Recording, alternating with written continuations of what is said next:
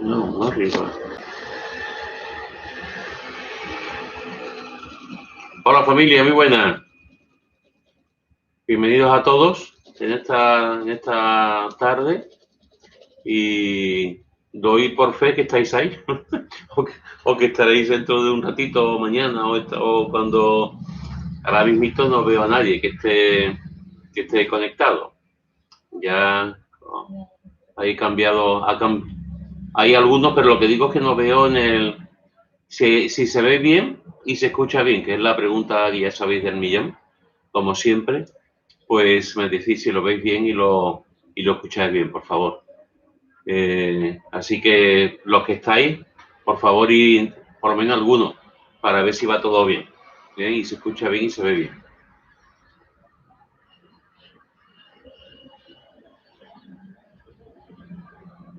Ya tuvimos este domingo pasado, tuvimos la oportunidad de estar juntos y la verdad que fue un tiempo de bendición.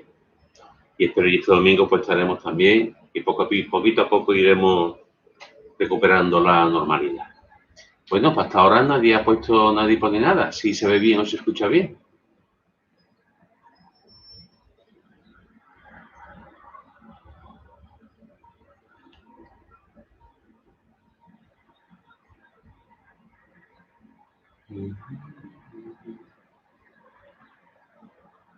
Bueno, pues doy por sentado que más o menos se escucha bien y se ve bien. Así que vamos a comenzar este tiempo de estudio de la palabra.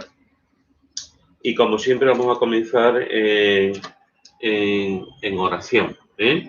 Vamos a comenzar en oración y si os vais añadiendo, pues ir saludando y tal, y diciendo que se va viendo y se va escuchando bien, pero ya son las 7 y vamos a comenzar puntualmente.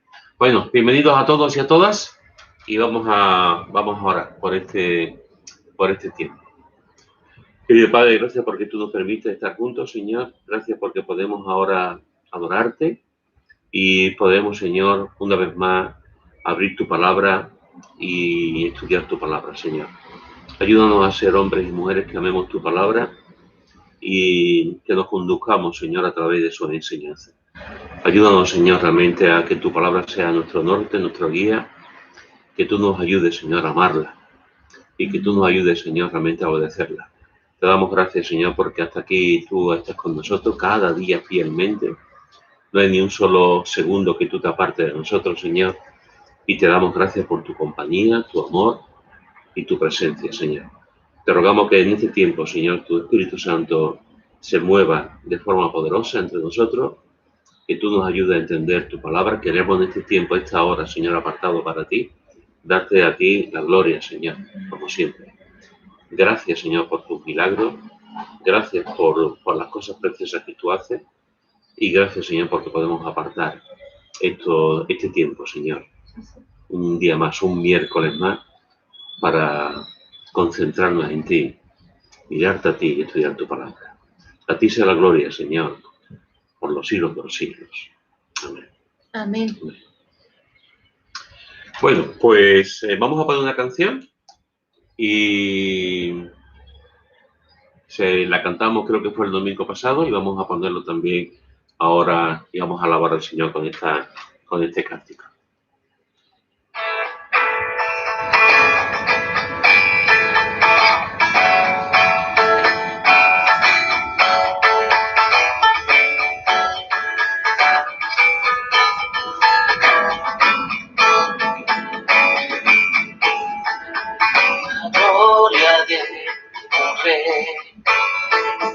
Vestido en majestad, se goza la creación, envuelto está en luz, la oscuridad se va, semblante su voz, y Dios grande,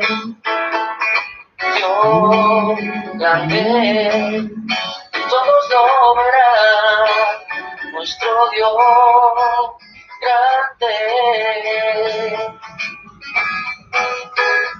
Desde la eternidad. El tiempo suyo es comienzo y final, comienzo y final. Bendita Trinidad, Padre, Hijo, Son, Santo Espíritu, Cordero y León, y Dios grande, Dios grande, y todos lo verán, nuestro Dios grande. Nombre sin igual, digno de lo cantaré, nuestro Dios grande. Nombre sin igual, digno de lo cantaré, nuestro Dios grande. Mi Dios grande, Dios grande, y todos lo verán, nuestro Dios grande.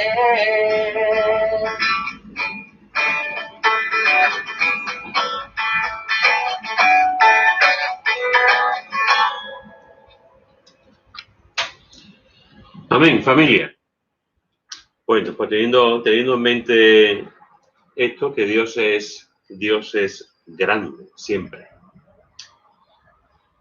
En el pasado, hoy y mañana. Desde el principio hasta el final. Aunque para Él no hay ni principio ni final, siempre Dios es grande. Bueno, como sabéis, estamos estudiando la vida del apóstol Pablo y la semana pasada estuvimos haciendo una introducción a Pablo. Vimos un bosquejo un poquito, así por encima,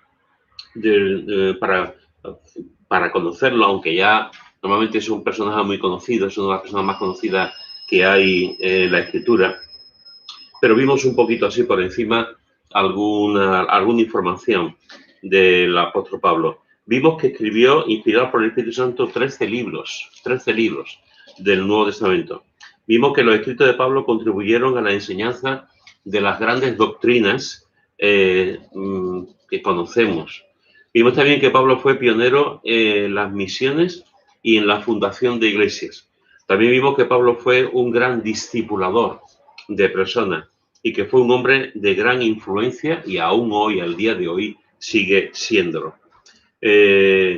Vimos también algunos datos a tener en cuenta, que Pablo no se convirtió a Cristo hasta que fue mayor de 30 años. También vimos que Pablo no comenzó su ministerio hasta que tuvo más o menos unos 40 años.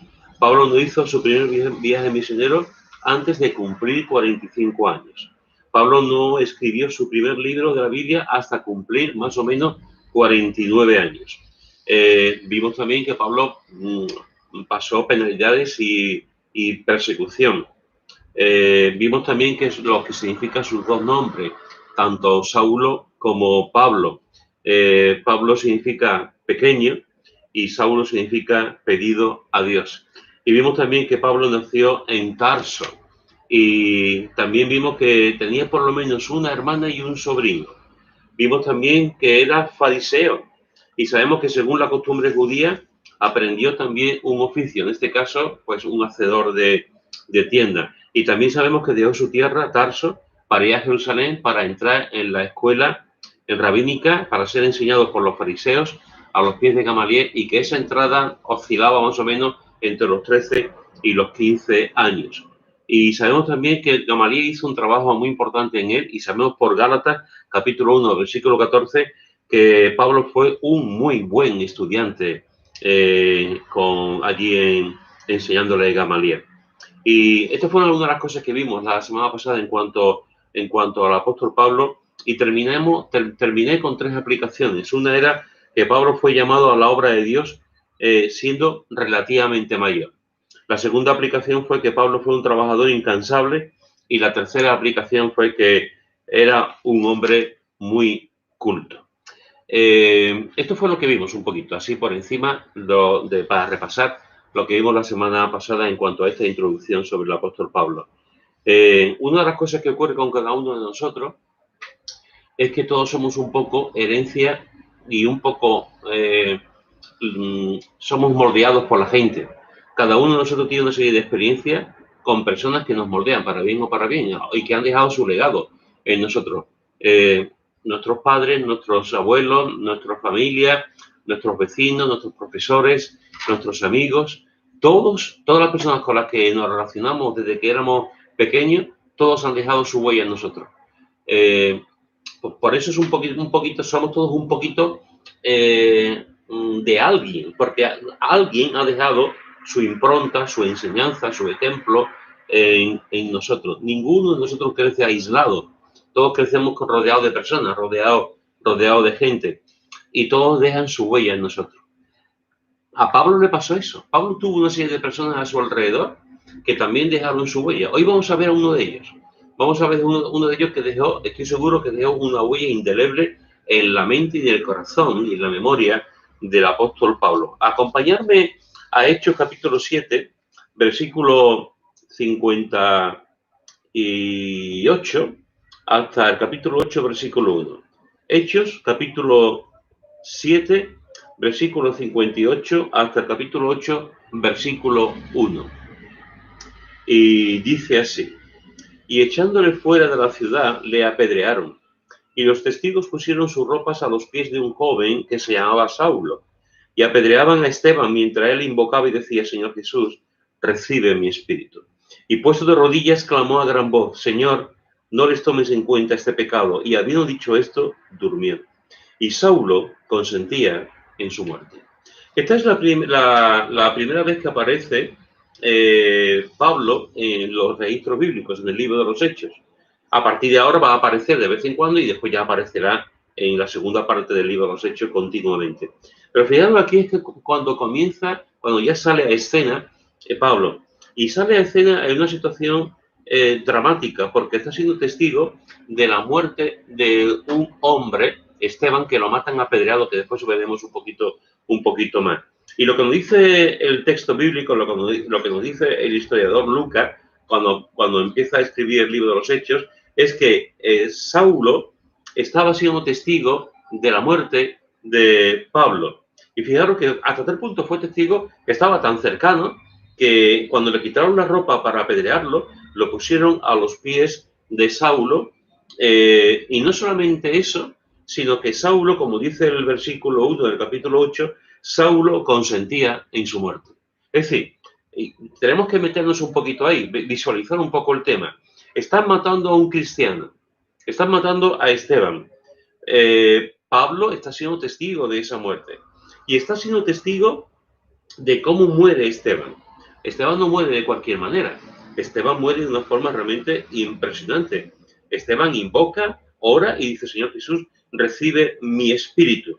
Y puesto de rodillas, clamó a gran voz: Señor, no les tomes en cuenta este pecado.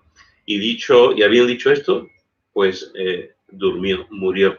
Esto es lo que está viendo Pablo. Pablo está consintiendo, él está de acuerdo en la muerte de Esteban. Pero seguramente el hecho de cómo murió este hombre, de cómo murió de rodillas, cómo clama al Señor y sobre todo cómo él pide perdón a aquellos al Señor, le pide que le perdone a aquellos que les está matando, diciendo esa frase: no les tomes en cuenta este pecado. Tuvo que ser algo tremendo en la vida de Pablo. Y estoy seguro que pasando los años, esa imagen de Esteban apedreándole, muriendo y pidiendo perdón por aquellos que le estaban matando, estaba ahí en su mente, y él fue testigo de eso. De hecho, fijaros que con el paso del tiempo él no lo olvidó. Dice en el capítulo 22 de Hechos, versículo 20, dice, Hechos 22, versículo 20, dice: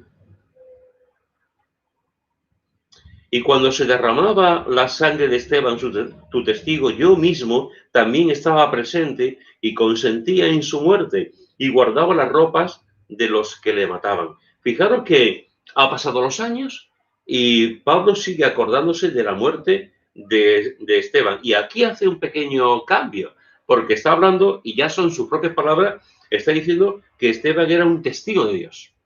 Esteban era un testigo de Dios y él lo acepta como testigo. Y vuelve a decir lo que ya hemos leído antes, que él estaba presente y consentía en su muerte y guardaba la ropa de aquellos que le estaban matando. Fijaros que esta es la primera vez que, como he dicho antes, que sale a escena Pablo y sale con la muerte de Esteban. ¿Qué sabemos de Esteban? ¿Quién era Esteban? ¿Qué nos dice la palabra de Dios acerca de Esteban? La Escritura nos dice que Esteban fue uno de los primeros diáconos de la historia de la Iglesia. Venid conmigo al capítulo 6, versículo 1 al 7. Capítulo 6 del libro de los Hechos, versículo 1 al 6, que dice así. Hechos 6, del 1 al 6. Dice, en aquellos días, como creciera el número de los discípulos, hubo murmuración de los griegos contra los hebreos, de que las viudas de aquellos eran desatendidas en la distribución diaria. Entonces los 12 convocaron a la multitud de los discípulos y dijeron, no es justo que nosotros dejemos la palabra de Dios para servir a las mesas. Buscad pues hermanos de entre vosotros a 7 varones de buen testimonio, llenos del Espíritu Santo y de sabiduría, a quienes encarguemos de este trabajo. Y nosotros persistiremos en la oración y en el ministerio de la palabra. Agradó la propuesta a toda la multitud y eligieron a Esteban, varón lleno de fe y del Espíritu Santo, a Felipe, a Prócoro, a Nicanor, a Timón, a Pármenas y a Nicolás, prosélito de Antioquía, a los cuales presentaron ante los apóstoles, quienes orando les impusieron las manos. Fijaros que encontramos aquí la primera lista de los primeros diáconos de la iglesia, los primeros servidores, los que estaban sirviendo. Y nos dice que en esa lista que uno de ellos, además se menciona en el primero, estaba Esteban. Y nos dice una cosa interesante en el versículo 3. Dice, los apóstoles estaban diciendo a los creyentes, buscad pues, hermanos, entre vosotros a 7 varones de buen testimonio. A 7 varones de buen testimonio. Es decir, uno de los requisitos que tenían que tener los diáconos eran que tenían que tener buen testimonio. Y Esteban, que era uno de los diáconos, efectivamente nos dice, por supuesto, se deduce que también tenía un buen testimonio. El testimonio es importante en nuestra vida cristiana. Uno puede ser un líder de una empresa, uno puede ser presidente de un gobierno, presidente de un partido, uno puede ser deportista y, sin embargo, no tiene por qué dar un buen ejemplo, ni mucho menos. El deporte está lleno de personas que se han drogado. Los políticos, la política está llena de personas que son corruptas o que han abusado de su poder. O sea, uno puede ejercer el poder, uno puede tener la autoridad, uno puede ser muy famoso y no necesariamente tiene por qué ser un ejemplo para los demás. Pero el cristiano no. El cristiano no puede ser cristiano y no ser un buen ejemplo. Algo no concuerda. El cristiano es, desgraciadamente, muchas veces, hermanos y hermanas, lo que decimos por la boca se nos va a través de lo que hacemos por la vida. Muchas veces decimos que somos cristianos, pero en realidad no concuerda con lo que vivimos, ni concuerda con nuestra conducta, ni concuerda con nuestra moral, ni con las cosas que hacemos. Por eso, a un cristiano auténtico, a una persona nacida de nuevo, digamos que una de las pruebas del algodón es verle su vida, ver su testimonio, ver si realmente lo que dice intenta vivirlo, sabiendo que somos frágiles, que somos seres humanos, que nos equivocamos, que metemos la pata y que somos pecadores. Pero siendo conscientes de eso, intentamos ser honestos con nuestra fe e intentamos vivir nuestra fe de la mejor manera posible, sencilla y viviendo en santidad, como de la mejor manera que podamos con la ayuda del Señor. Fijaros que los líderes espirituales, la iglesia primitiva, al principio de la iglesia, nos dice que la iglesia tenía un buen testimonio. Mira lo que dice en el capítulo 16, capítulo 16, versículo 1 y 2 acerca de Timoteo. Capítulo 16, versículo 1 y 2. Capítulo 16 de Hechos, versículo 1 y 2 dice: después llegó a Derbe y a Listra, Pablo. Y aquí había allí cierto discípulo llamado Timoteo, hijo de una mujer judía creyente, pero de padre griego. Y daban buen testimonio de él los hermanos que estaban en Listra y en Iconio. Es interesante porque aquí aparece Timoteo, nos dice algo que ya que todos sabemos, hijo de una mujer judía, creyente, pero de padre griego. Y fijaros lo más importante que nos dice aquí, que daban buen testimonio de él los hermanos que estaban en Listra y en Iconio. Dos ciudades. Dos lugares, dos sitios donde se juntaban los creyentes. Si tú vas a un mapa de los viajes misioneros de Pablo, podrás ver que había muy poquita distancia entre las dos ciudades. Y cuando Pablo llega allí, él se da cuenta, se entera, ve que este joven Timoteo tiene un buen testimonio. No solamente tiene un buen testimonio en una iglesia, que sería lo normal. Si tú eres miembro de una iglesia, pues lo normal, lo que se espera es que tú tengas un buen testimonio. En este caso, dos grupos de creyentes en dos ciudades diferentes decían del buen testimonio de Timoteo. Y posiblemente esa fue la causa, podía haber otras causas, pero una de las causas más importantes por las que Pablo se llevó a Timoteo a los viajes misioneros fue porque tenían buen testimonio. Tenían buen testimonio. Y posiblemente Pablo se fijó en eso, amén, de otras causas, para llevárselo a la obra misionera. Y Timoteo fue con Pablo a la obra misionera. Timoteo era un hombre de buen testimonio en dos lugares, en dos sitios, en dos grupos de creyentes. También nos encontramos que nos dice la Escritura que los líderes espirituales tienen que tener también un buen testimonio. Vamos a 1 Timoteo, capítulo 3, versículo 7. 1 Timoteo, capítulo 3, versículo 7, dice, 1 Timoteo 3, versículo 7, también es necesario que tenga buen testimonio de los de afuera, para que no caiga en descrédito y en el lazo del diablo. Aquí está hablando de los requisitos de los pastores, de los ancianos, de los responsables de la iglesia. Y por supuesto que está diciendo que el pastor, el obispo, el anciano, tiene que ser, el líder espiritual, tiene que ser alguien irreprensible. Por eso dice, es necesario, versículo 2, es necesario que el obispo sea irreprensible, que no se le pueda achacar nada, que no se le pueda decir nada, que no se le pueda atacar, que nadie lo pueda acusar con el dedo. Esto es testimonio. Irreprensible, marido, solo mujer, etc. Y al final pone que también es necesario que tenga buen testimonio de los de afuera. Esto es muy importante, porque a veces pensamos que los líderes espirituales tienen que tener un buen testimonio dentro. Claro, tener un buen testimonio dentro de la iglesia, en un sentido, es relativamente fácil. En la iglesia nos conocemos, en la iglesia nos vemos, en la iglesia nos saludamos. Nadie va a ser va a presentar su peor cara en la iglesia, ¿eh? Nadie. Nadie va a ser una persona maleducada, cruel, dura, egoísta, mala persona en la iglesia. Nadie. Normalmente en la iglesia somos seres amables, somos seres risueños, somos personas que confraternizamos, que nos saludamos. Normalmente, siempre hay sus excepciones, pero normalmente siempre damos una buena cara, tenemos una buena actitud. Pero Pablo está diciendo, no solamente debemos de fijarnos en el testimonio en la iglesia, sino que aquellos que son responsables espirituales de la iglesia también deben tener un buen testimonio de los de afuera, en el trabajo, en la familia, en los amigos. No es la primera vez que una persona ocupa un cargo importante en la iglesia y es una persona que es un monstruo en su familia. Ojo, ¿eh? Ojo. No es la primera vez que una persona tiene un cargo importante en la iglesia, un ministerio en la iglesia, y sin embargo es una persona mala en su trabajo o que aplasta a los demás. No es la primera vez que alguien ocupa un puesto de liderazgo en la iglesia y sus vecinos, sus amigos, sus familiares lo consideran una mala persona. Ojo con eso, ¿eh? Y a veces nosotros cuando pensamos en los líderes espirituales, no caemos en esto. no somos conscientes de la importancia de que se tenga un buen testimonio, porque no todo el mundo puede ejercer un liderazgo espiritual y bíblico. Tiene una de las cosas que tiene que vivir es intentar ser honesto con su fe, intentar vivir realmente su testimonio, un buen testimonio.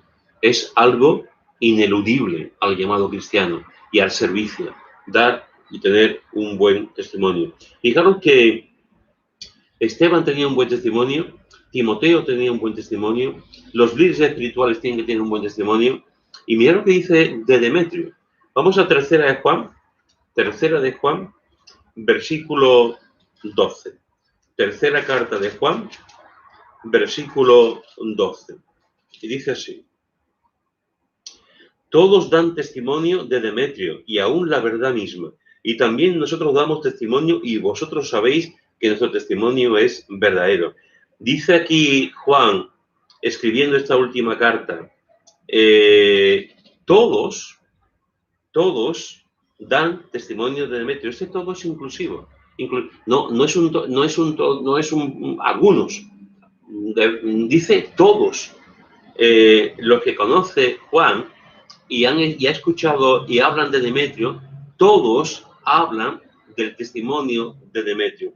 No se sabe mucho acerca de Demetrio, no sabemos mucho las cosas, cuánto tiempo vivió, cómo conocía al Señor, qué es lo que hacía, no sabemos mucho. Pero sí sabemos algo importante, que no era un creyente cualquiera, entre comillas, eso de cualquiera. Era un creyente que tenía un buen testimonio y todo el mundo lo admitía, todo el mundo lo decía. Es un privilegio y una alegría cuando tú escuchas a personas que dicen fulanito de tal, que va a la iglesia tal, tiene buen testimonio. Y la gente de la propia iglesia cuando dice, esta persona tiene un buen testimonio.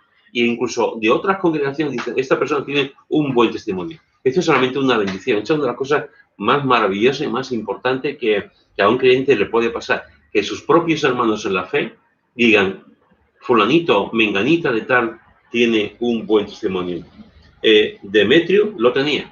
Demetrio tenía un buen testimonio. Así que fijaros, hermano, que nos dice la Escritura que Esteban tenía un buen testimonio. Por eso fue escogido por la Iglesia, escogido por el Espíritu Santo, y la Iglesia lo confirmó, porque tenía un buen testimonio, al igual que Timoteo, al igual que Demetrio y al igual que deben de tener los líderes espirituales de la Iglesia.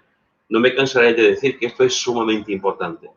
Y muchas veces nos ha ido muy mal en la historia de la Iglesia porque los líderes que hemos tenido no han sido líderes con buen testimonio. Así que lo primero que vemos es que Esteban fue diácono. Lo segundo, un servidor. Lo segundo que vemos es que tenía un buen testimonio y por eso fue elegido como diácono. Lo tercero que vemos es que estaba lleno del Espíritu Santo, versículo 3. Dice, buscad pues, hermanos, de entre vosotros a 7 varones de buen testimonio llenos del Espíritu Santo.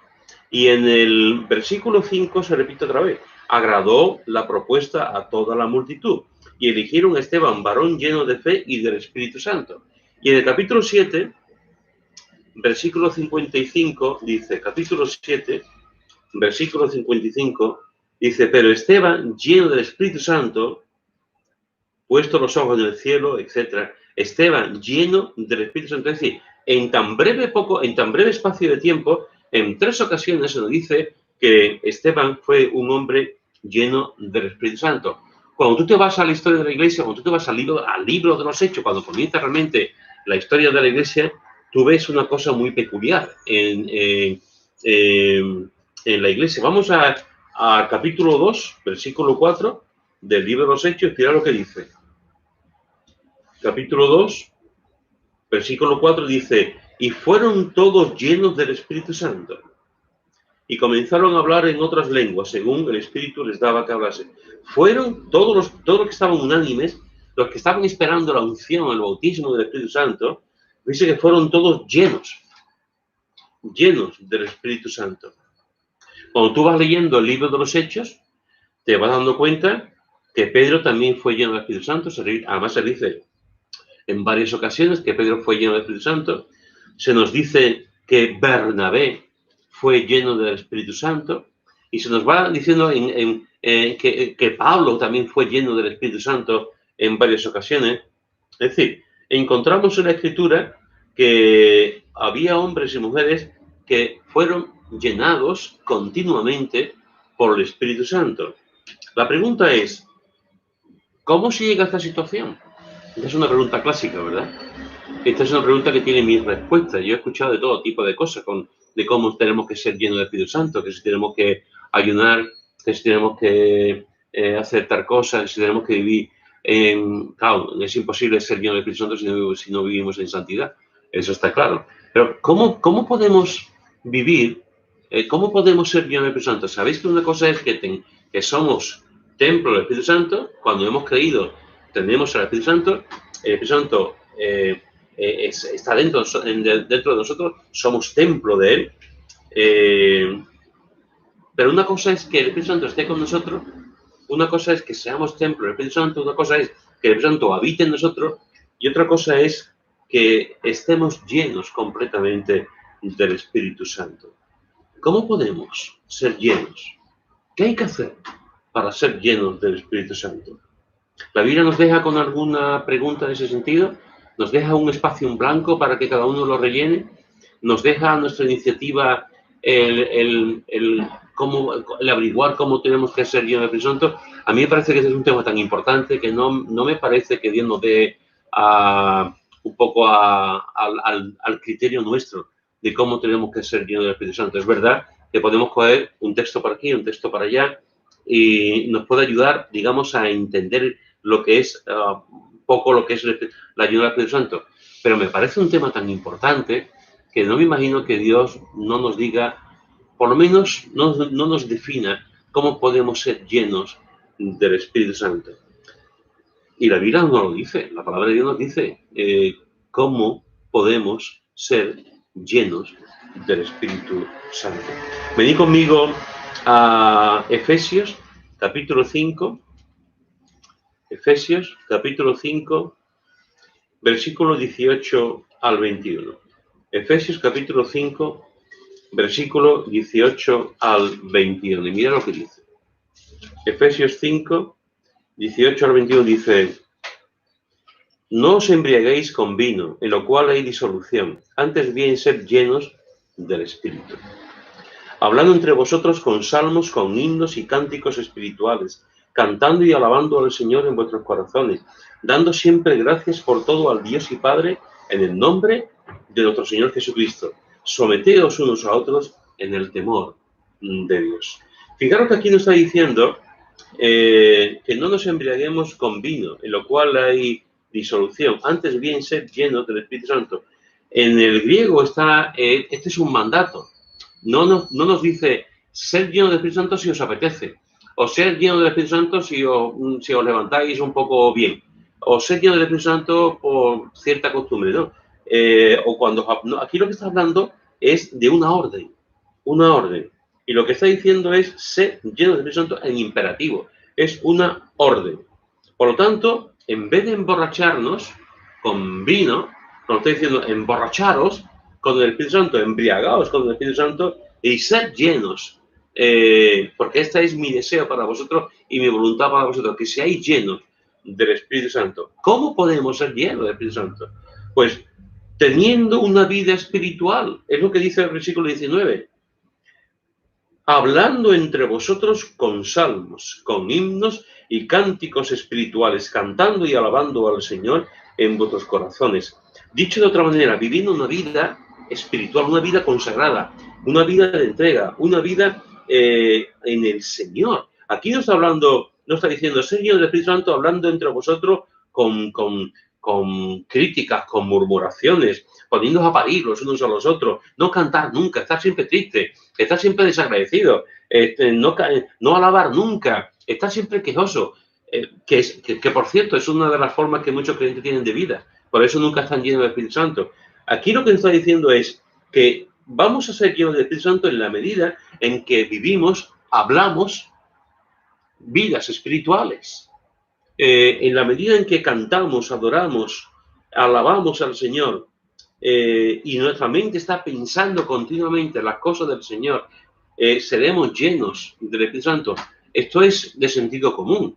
Si tú no pasas tiempo pensando en el Señor, ni cantas, ni adoras, ni tienes una actitud de intimidad, una actitud de tener la presencia, de ser consciente de la presencia de Dios, de buscar al Señor en tu vida, ¿cómo vas a ser lleno del Espíritu Santo? Será lleno de otra cosa.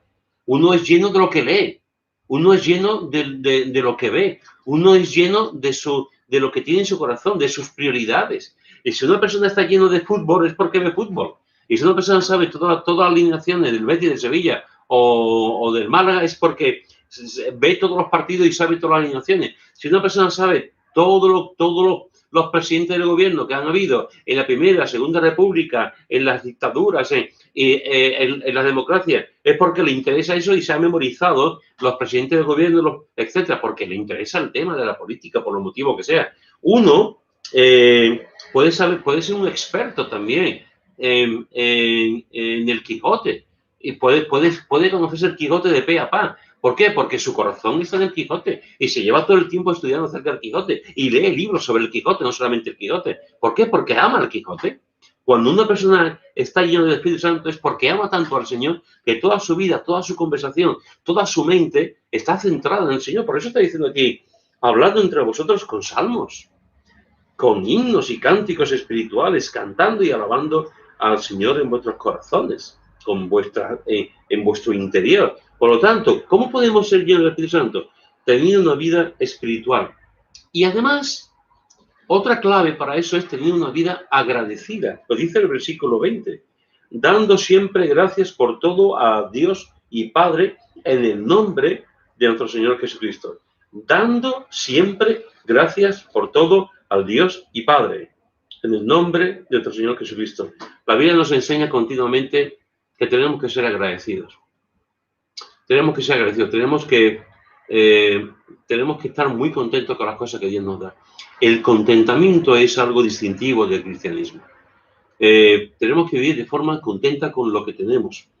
Y nos está diciendo que una de las actitudes, una forma de vida de los creyentes es estar dando gracias a Dios en todo, por todo, poniendo como testimonio, como testigo al Señor Jesús de nuestro agradecimiento. Por eso dice, en el nombre de nuestro Señor Jesucristo. Somos llenos del Espíritu Santo cuando vivimos vidas agradecidas. Alguno puede decir, pero aquí dice que tenemos dando siempre gracias por todo. Tenemos que dar gracias a Dios por todo. Tenemos que dar gracias a Dios por las malas noticias. Tenemos que dar gracias a Dios por los reveses económicos. Tenemos que dar gracias a Dios por las enfermedades. Tenemos que dar gracias a Dios por el paro. Tenemos que dar gracias a Dios porque mi mujer me ha abandonado. Tenemos que dar gracias a Dios porque hace 20 años que no sé nada de mi hijo. Tenemos que dar gracias a Dios porque estoy solo y nadie me llama, nadie se preocupa por mí. Tenemos que dar gracias a Dios porque mi coche que me sirve para trabajar se ha estropeado y no tengo dinero para arreglarlo. Hay que dar gracias a Dios por todo eso. Tengo que dar gracias a Dios porque ha llovido y mi casa se ha llenado de agua. Tengo que dar gracias a Dios por todo ese tipo de cosas. Esto es algo que a ti te habrán dicho infinidad de veces. Y posiblemente también nosotros lo hemos dicho en ocasiones. Pues déjame decirte algo. Déjame decirte que lo que dice la palabra, no yo, lo que dice la palabra es dando siempre gracias por todo. Por todo. Aquí después tú haz lo que tú creas conveniente, argumentalo si tú quieres, interprétalo como tú quieras y haz lo que tú creas oportuno. Pero aquí dice, dando siempre gracias por todo. Evidentemente, hermanos y hermanas, ¿cómo vamos a dar gracias porque mi casa se llenó de agua? ¿Cómo podemos estar dando gracias cuando me han echado del trabajo? ¿Cómo podemos dar gracias si mi mujer me ha abandonado? O si tengo una enfermedad. La cuestión no es esa. La cuestión no es esa. La cuestión es, en todo eso, ¿qué aprendo? En todo eso, ¿cómo vivo? En todo eso, ¿qué me enseña el Señor? Y en todo eso, ¿cómo va aumentando o disminuyendo mi relación con el Señor? Porque sabéis, de todo, en todo, por todo, podemos aprender lecciones espirituales y podemos vivir vidas de contentamiento y de alegría y de acción de gracia, porque en todo podemos aprender, hermanos. No hay ni una sola lección en la vida, ni una sola, que no podamos aprender.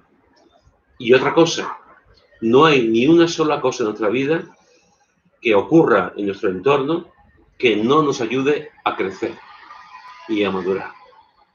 Todo lo que pasa en nuestra vida nos ayuda a crecer, a madurar y a amar más al Señor.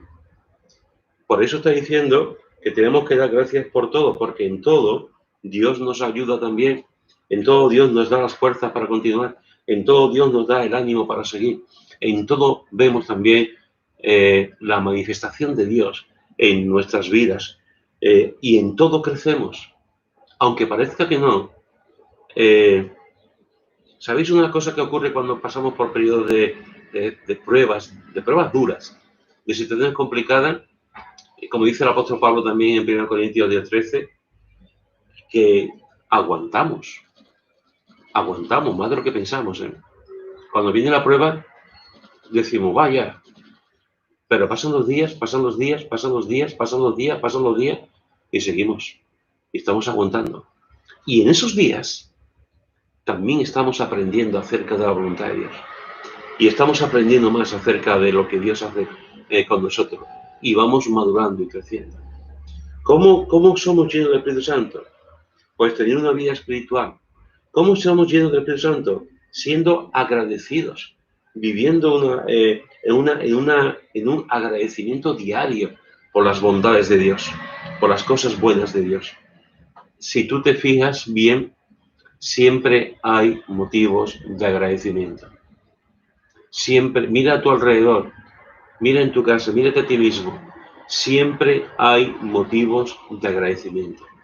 Y tenemos que dar gracias por eso.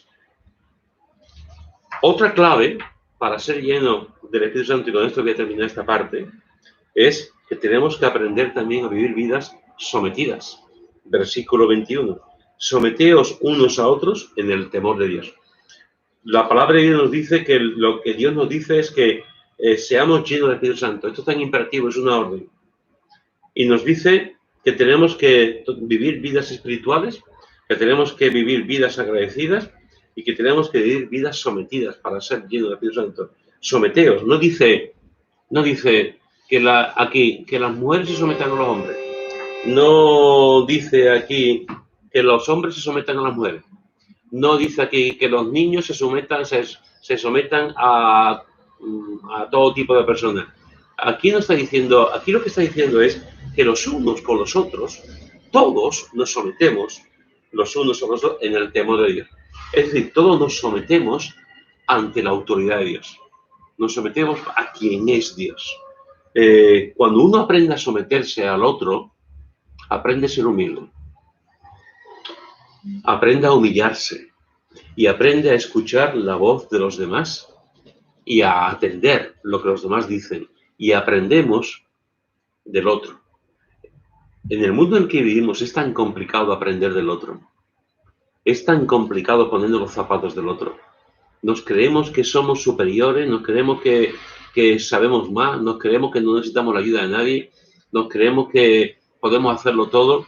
Por eso es importante someternos también, para humillarnos, para tener un sentido de humildad, y sobre todo por un enriquecimiento. Cuando nos sometemos a los demás, el orgullo se va, la soberbia se va. Por lo menos nos hace dueño. Aunque tengamos la soberbia y el orgullo, lo dominamos. Nos hace dueño de nuestra vida porque aprendemos a escuchar también, a someternos al criterio, a la opinión, a la autoridad, al consejo de las otras personas. Por lo tanto, vemos que Esteban estaba lleno del Espíritu Santo. Hemos visto cómo los primeros cristianos estaban llenos del Espíritu Santo, cómo Bernabé estaba lleno del Espíritu Santo, cómo Pedro también estaba lleno del Espíritu Santo, y hemos visto cómo ser lleno del Espíritu Santo. Tener una vida espiritual, una vida agradecida y una vida sometida. Pero también vemos en Hechos, en cuanto a Bernabé, que también estaba lleno de sabiduría, versículo 3. del capítulo 6. Dice, buscad pues, hermanos, de entre vosotros a 7 varones de buen testimonio, que ya lo hemos visto, llenos del Espíritu Santo, que ya lo hemos visto, y de sabiduría. Y de sabiduría. Esteban fue un hombre sabio. Un hombre sabio. Y nada más que hay que leer lo que sigue después para darse cuenta realmente de que Esteban fue un hombre sabio. Dice Proverbios capítulo 8, versículo 11, que la sabiduría es mejor que las piedras preciosas. Y dice también Proverbios capítulo 16, versículo 16, que la sabiduría es mejor que el oro. Hoy todo el mundo quiere el oro, todo el mundo quiere piedras preciosas, y Salomón está diciendo que mejor que el oro, mejor que las piedras preciosas, es la sabiduría. Mira lo que dice en Eclesiastés capítulo 9, versículos 16 al 18.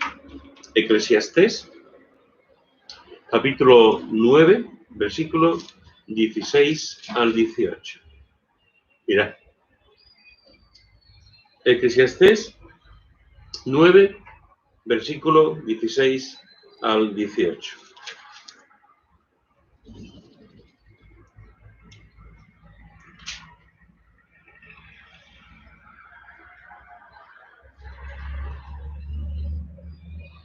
Dice, entonces dije yo, mejor es la sabiduría que la fuerza, aunque la ciencia del pobre sea menospreciada y no sean escuchadas sus palabras. Las palabras del sabio escuchadas en quietud son mejores que el clamor del Señor entre los necios. Mejor es la sabiduría que las armas de guerra, pero un pecador destruye mucho bien. Fijad lo que dice aquí Salomón. Mejor es la sabiduría que la fuerza. Mejor es la sabiduría que las armas de guerra. Las palabras del sabio escuchadas en quietud son mejores que el clamor del Señor entre los necios. La sabiduría es mejor que muchas cosas. Y eso tenemos que tenerlo muy presente. Es mejor que las armas de guerra. Es mejor que la fuerza. La sabiduría es mejor también, sobre todo en el caso de Bernabé es muy interesante porque Bernabé era diácono. Y aunque es verdad que los líderes espirituales eran los apóstoles, ellos también eran los líderes espirituales de la congregación. Por eso tienen que tener un buen testimonio, porque eran líderes, eran siervos de la iglesia. Por eso la sabiduría es muy importante para los líderes espirituales. Mira lo que dice también en Eclesiastés, en el capítulo 10, en el versículo 10, en la segunda parte del versículo 10 dice, pero la sabiduría es provechosa para dirigir. La sabiduría es provechosa para dirigir. ¿Sabéis, hermanos y hermanas? La sabiduría es importantísima a la hora de dirigir. A mí me sorprende muchas veces la poca importancia que se le da a la sabiduría. Me sorprende muchas veces cómo pensamos en otras cosas, actitudes, maneras, planes, antes que pensar en la sabiduría. Me he encontrado con gente en el ministerio, con personas que están en la obra de Dios, a tiempo completo y sin tiempo completo, trabajando, hombres y mujeres, que tú dices, ¿dónde está la sabiduría en esta persona? ¿Dónde está la sabiduría espiritual? ¿Dónde está la sabiduría bíblica? ¿Dónde está la sabiduría de aquel que escucha la voz de Dios? Y no, me he encontrado con mucha gente que están dirigiendo iglesias, o si no dirigiendo, sí ayudando en labores de ministerio, de responsabilidades, de trabajo en la iglesia. Pero no son sabios. No son sabios. De hecho, pueden tener mucho conocimiento. Yo he conocido a gente con carrera universitaria que lo único que hacen son poner piedras y son líderes, Y he visto a gente con un currículum tremendo y lo único que hacen es echar gente por su personalidad, por su forma, por su actuar, por sus maneras. No son sabios.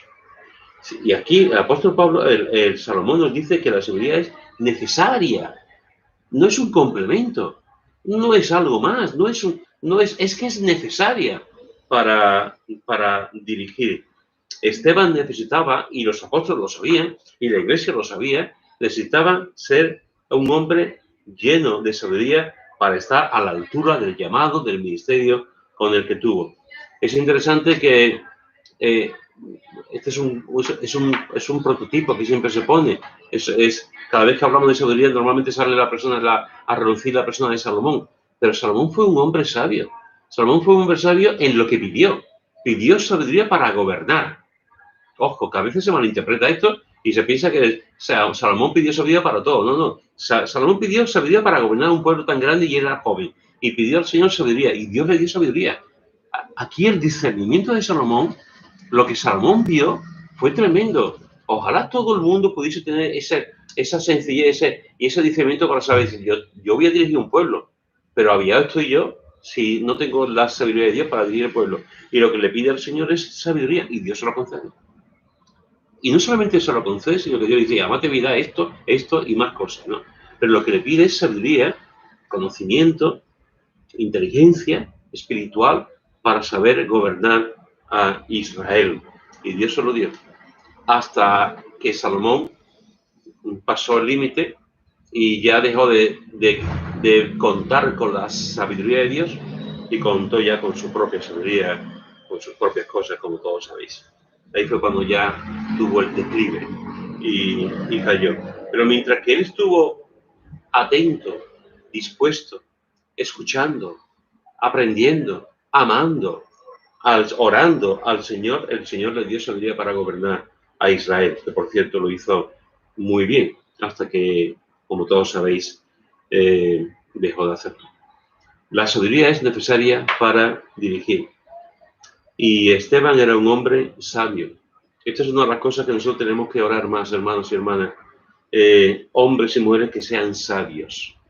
Sabios de Dios. Sabios de la palabra. Sabios en las escrituras. Sabios porque pasan tiempo a solas con Dios. Hombres sabios que puedan dirigir bien la iglesia. Atraer la iglesia. Y no sabios en su propia sabiduría.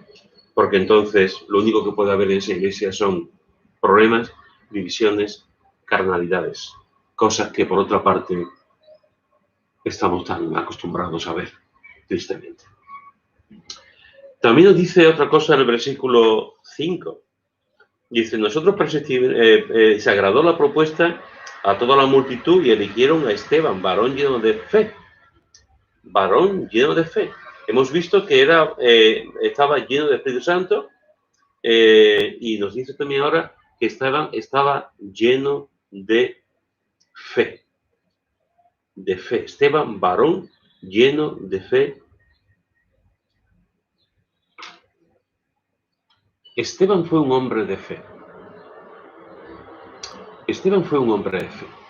Esteban fue una persona que vivió su fe hasta el último momento, hasta el último momento. Fue consecuente con su fe. ¿Cómo se puede ser diácono y no tener fe? ¿Cómo se puede vivir una vida de servicio en la iglesia y no tener fe? ¿Cómo se puede hacer una vida de atender a las necesidades de los demás, viendo las necesidades de los demás y no tener fe? Aquí los diáconos que fueron elegidos, todos tenían que tener también fe. Y aquí nos dice que Esteban no solamente fue lleno de Espíritu Santo, sino también lleno de fe. Lleno de fe. Mirad lo que dice Mateo capítulo 6. Mateo capítulo 6, versículo 30. Mateo capítulo 6, versículo 30.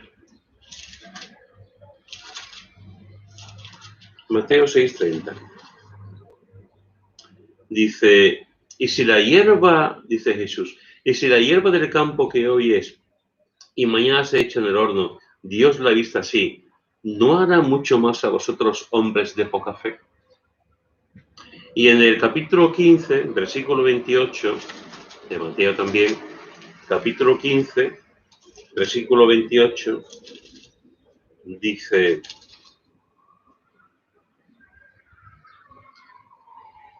entonces respondiendo Jesús dijo, oh mujer, grande es tu fe. hágase contigo como quieres. Y su hija fue sanada desde aquella hora. Fijaros que hemos visto ante un texto que nos habla de una fe pequeña, hombres de poca fe. Y aquí está hablando de una mujer que el Señor reconoce que su fe es grande. Grande es tu fe. Una mujer cananea, que no era ni israelita, que no era judía. Y lo que Jesús ve en esta mujer es una fe grande. Y Jesús lo reconoce, lo dice. Grande es tu fe. Igual que habla de poca fe. Y esa expresión de poca fe se repite en varias ocasiones en los evangelios. Esteban fue un hombre de fe. Y hemos visto que hay textos que nos hablan de poca fe, que Jesús nos habla de hombres de poca fe, preguntando por qué tenéis tan poca fe. Y aquí está piropeando a esta mujer. Y le está dando una palabra que hoy en día, después de tantos siglos, lo seguimos leyendo. Un piropo a esta mujer tremendo. Oh mujer, grande es tu fe. Grande es tu fe. Y su hija fue sanada aquella hora porque la mujer tenía gran fe en el Maestro, en Jesús.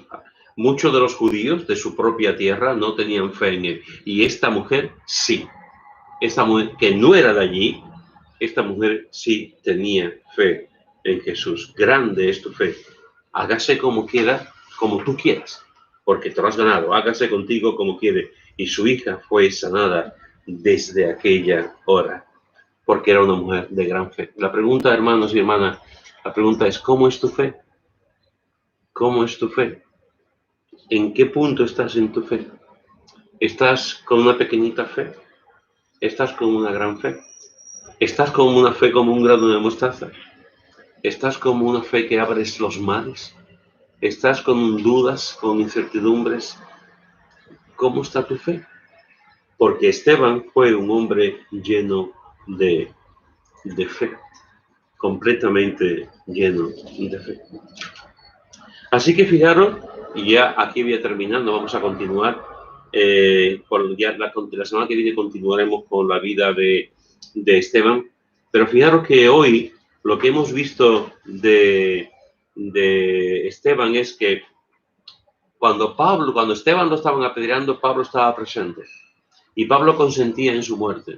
Pablo ya no era la primera vez que había visto cristianos, de hecho ya estaba ya luchando contra los cristianos, no era la primera vez, y no sabemos si había conocido a Esteban de antes, no sabemos realmente si lo había escuchado, si lo habían hablado, no sabemos, pero lo que sí sabemos es que estaba allí, viendo la muerte de Esteban, tenía la ropa allí y consentía en su muerte. Y años después, él recuerda a Esteban y recuerda que cómo había muerto, lo seguía teniendo en mente. Yo creo que el impacto que se tuvo que llevar Pablo a la hora de ver cómo este hombre murió, como hemos visto, pidiendo perdón por aquellos que le estaban apedreando, tuvo que ser algo impresionante en la vida de Pablo, diciendo, ¿qué tipo de personas son estos cristianos que son capaces de perdonar a aquellos que le están matando? Y hemos visto que este Esteban fue uno de los primeros diáconos de la iglesia, de los servidores de la iglesia. Hemos visto que tenía un buen testimonio entre los creyentes, como lo tenía como deben tener los líderes espirituales, como lo tenía Timoteo, como lo tenía Demetrio. Hemos visto que estaba lleno del Espíritu Santo, como los primeros cristianos, como Bernabé, como Pedro. Hemos visto cómo tenemos que ser llenos del Espíritu Santo, teniendo una vida espiritual, teniendo una vida agradecida y teniendo una vida sometida los unos a los otros. Hemos visto también que estaba lleno de sabiduría. Y hemos visto que los líderes espirituales deben tener la sabiduría espiritual, como tenía Esteban. Y por último, hemos visto que Esteban estaba lleno de fe. Y te he preguntado, ¿cómo está tu fe? Hoy miércoles por la tarde, a esta hora, ¿cómo está tu fe? ¿Es pequeña? ¿Es grande? ¿Cómo está tu fe? Esteban fue un hombre lleno de fe. Que aprendamos también nosotros, hermanos y hermanas, a vivir la fe. Y cuando pase algo, como esta mujer, acercarnos a la mesa de Jesús con fe. Y Jesús sanó a su hija. vivamos con fe.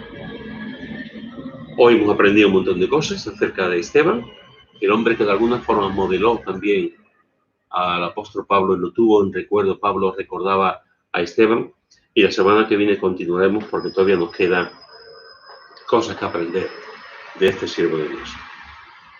Pues hasta aquí hemos llegado, hermanos y hermanas, que muchas bendiciones, que Dios os bendiga mucho.